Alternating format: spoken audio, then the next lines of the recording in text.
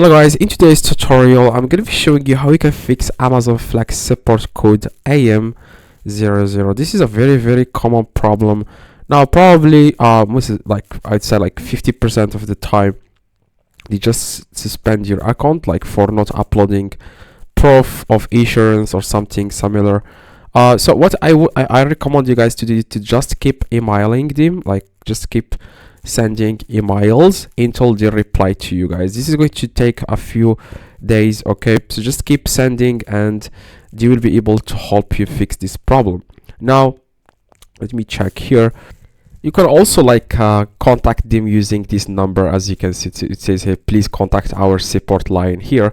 Now even though this number doesn't work every time, so you can just try and see if you are able to call them.